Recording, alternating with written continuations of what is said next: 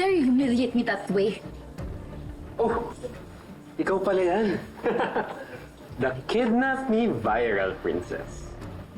So, how's the attention going for you? Akala ko ba magkaibigan tayo? You're supposed to be on my side, Justin. Not this time, Lib. Siguro naman alam mo yung salitang change. Try mo rin magbago. Masaya, for the better. Take it down. Sinisira mo yung reputasyon ko. Alam mo, pwede kitang kasuhan sa ginawa mo?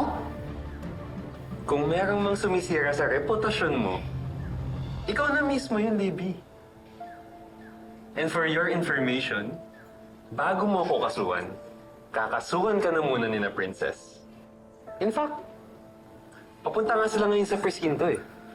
Para sa initial step kung paano ka magbabayad sa ginawa mo.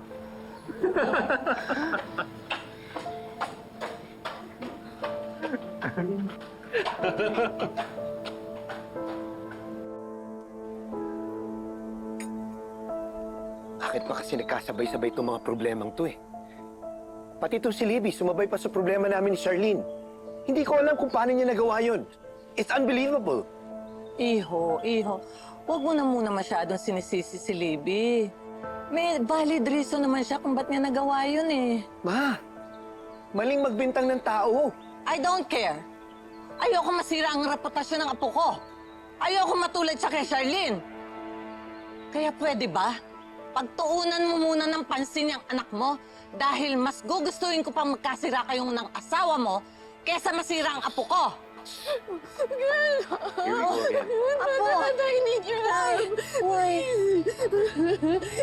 Kakasuhan daw ako ni na Princess dahil sa fake kidnapping scheme ko. What? What is it this time? Sabi po ni Justin, pupunta na daw po si na Princess sa presinto para kasuhan ako para itiin ako. No. Hindi ako papayag. Raymond, you have to do something! Raymond! Ma, excuse me. Libby, let's go. Let's go. Charlene, saan ka pupunta?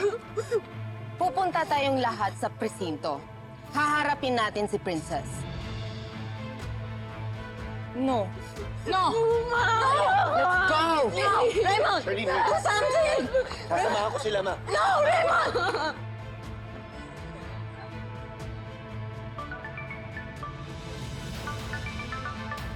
Hello?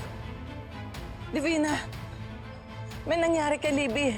Papunta sa presinto si Charlene at si Raymond. Oh, please. Sa presinto?